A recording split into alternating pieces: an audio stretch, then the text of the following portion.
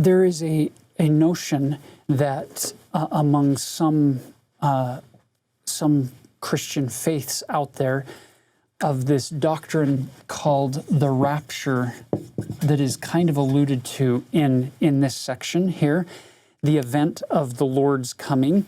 The way some people interpret this from 1 Thessalonians chapter 4, verse 17, is that when Christ comes for his second coming, the righteous will be taken up off of the earth. They'll go up to meet him. And then the teaching or the idea is he'll take them off to heaven, and everybody else will be left behind in a wicked state without any righteousness on the earth, and it'll be terrible. The reality is if you look at the biblical teachings on this, when Jesus comes again, indeed, the righteous will be caught up to meet him in the clouds. But the irony is, he won't take you away from this earth and go off to heaven or off into the clouds. The wicked will be burned at his coming, and we'll talk about that in the next week's lesson in section 64. But then once the earth has been purified and purged, he'll then bring us back down with him and begin his millennial reign. Brothers and sisters, God isn't trying to save you from this world. He's trying to help us create heaven on earth. The same thing could be said of our body. Your body is not evil. Your flesh is not horrible. It's a gift. The devils would give anything to have one of these physical bodies, even with major mental or emotional or physical disabilities. This physical body is amazing. God's not trying to save you from your physical body. He's trying to help you refine your appetites, your passions, your desires. He's trying to work with us to make them become more heavenly. That's what the commandments are. So we do it with our physical body, we do it with our physical world. He's trying to help us become an extension of heaven. So look now at verse 23. Unto him that keepeth my commandments, I will give the mysteries of my kingdom, and the same shall be in him a well of living water springing up unto everlasting life. That well of living water and everlasting life, those are things the devil can never promise you. Well, he can and he does promise you those, but he can never deliver on that promise. It's a lie. It's all part of his lie and his deception. Look at verse 26. Nevertheless, I, the Lord, render unto Caesar the things which are Caesar's. So now he's shifting focus and shifting his attention in this section to the building up of Zion in Independence, Missouri. And he says, you're going to have to buy the land. So he's saying, we're going to follow the laws of the land. I am going to render unto Caesar the things which are Caesar's. He's clearly alluding here to the statement that he made in Matthew chapter 22, verse 21. Some of you will remember that Jesus is right here in his final week. He's a few days away from Gethsemane and the cross when this group comes to him, tempting him to see if they could trap him. And they say, Master, we know you're wise and you're not a respecter of persons. So is it lawful for us to pay taxes to Rome, to Caesar? And Jesus, instead of saying yes or no, which was the trap they hoped he would fall into, he said, show me the tribute money. And they showed him the tribute money, and he said, whose image is on that coin? And they said, it's Caesar's image.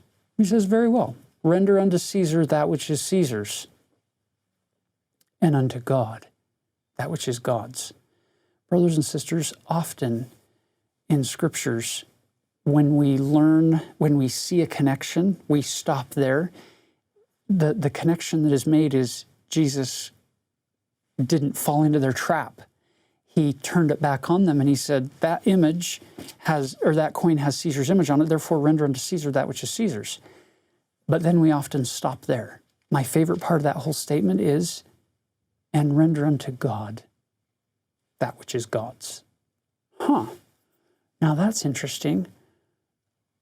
The coin is supposed to go to Caesar because it has Caesar's image on it. Render it to him. But render what to God? What has God's image on it? That was an invitation from Jesus to devote our whole life, our whole soul, to God, the God who gave us life, rather than squandering it by giving it to the devil's temptations, who hates us with an eternal hatred, but rather render unto God that which is God's, because we have his image on our countenance. So even though he didn't finish that off here in 26, the implication is still there because of what happened in Matthew 22. And then in this next phase, he's discussing the purchasing of that land. And pick up verse 32. I, the Lord, am angry with the wicked. I am holding my spirit from the inhabitants of the earth. He's saying there are consequences for decisions. It's the law of the harvest. You can't plant weeds and then pick fruit. It doesn't work that way. I'm going to withhold my spirit. Verse 33, I have sworn in my wrath and decreed wars upon the face of the earth, and the wicked shall slay the wicked, and fear shall come upon every man, and the saints shall hardly escape. Nevertheless, now put greater emphasis here, I, the Lord, am with them, and will come down in heaven from the presence of my Father, and consume the wicked with unquenchable fire. And behold, this is not yet, but by and by. So he tells the saints to assemble upon the land of Zion in 36. And to be, look at verse 37, that every man should take righteousness in his hands and faithfulness upon his loins, and lift a warning voice upon the inhabitants of the earth. He's pleading with them to just trust him and to start building more of a heaven on earth in the way we live our life. Go down to verse 40. Let all the monies which can be spared, it mattereth not unto me, whether it be little or much, be sent up unto the land of Zion. Have you noticed from last week, section 60, 61, and 62, all three sections had the phrase, it mattereth not unto me. Now you get it again in 63, it mattereth not unto me. The phrase, it mattereth not, appears 7 times in the Doctrine and Covenants. But here in these 4 sections, one after the other, God really is empowering their agency to say, just move forward. And he will help Joseph to discern who needs to go first and when they need to go. Look at verse 47. He that is faithful and endureth shall overcome the world. Thank heaven that he didn't say, he that is perfect, he that never messes up, he that always treats people with perfect kindness and love and gentleness and meekness and persuasion, he will overcome the world and he will be saved. He didn't say that. He said, he that is faithful and endureth.